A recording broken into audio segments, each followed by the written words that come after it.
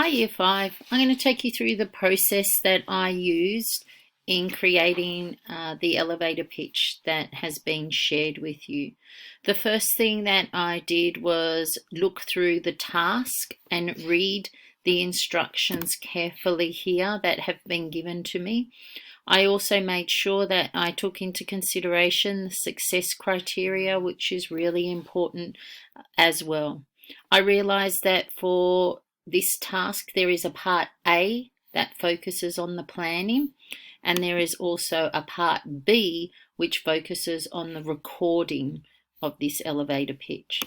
So to begin with, I began with the planning script. Now this has been shared with you by your teachers in your How We Express Ourselves folder, so you can find a link to that in your How We Express Ourselves folder, or you can print it out to be used. It will look like this.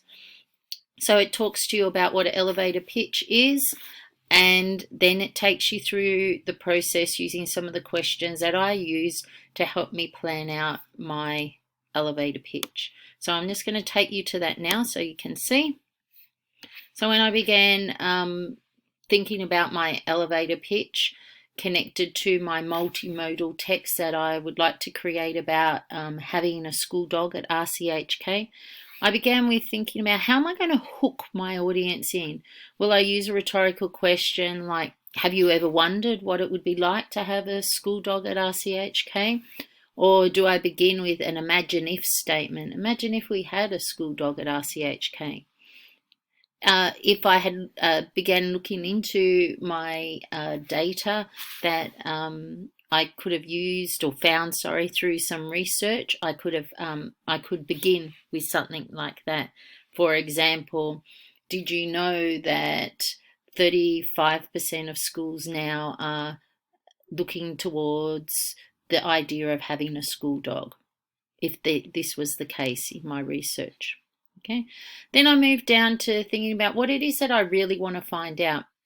And I came up with these 3 questions, which would, I believe, probably be then my research questions that I will use when I start researching properly into my inquiry.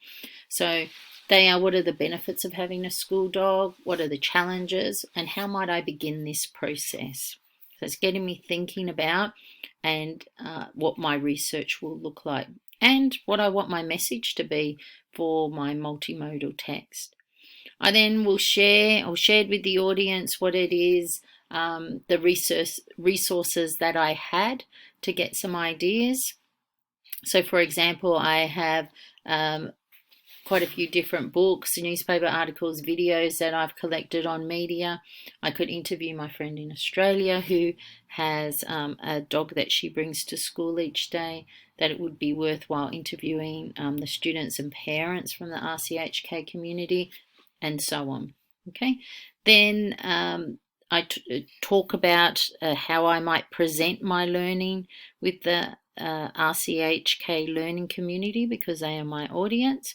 And then the final one is my key message, what it is that I want the audience to get out of my multimodal text that I'm going to create. So this is a guide that might help you when you're putting your video together in planning it out.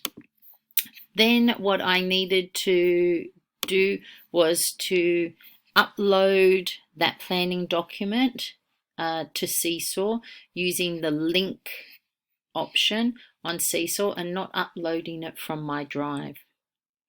Once I complete that, then what I need to do was to actually video and record my elevator pitch. When I'm sharing that on Seesaw, I'm going to use the video option.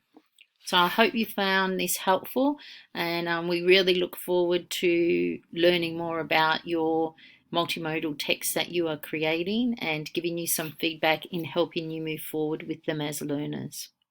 Good luck!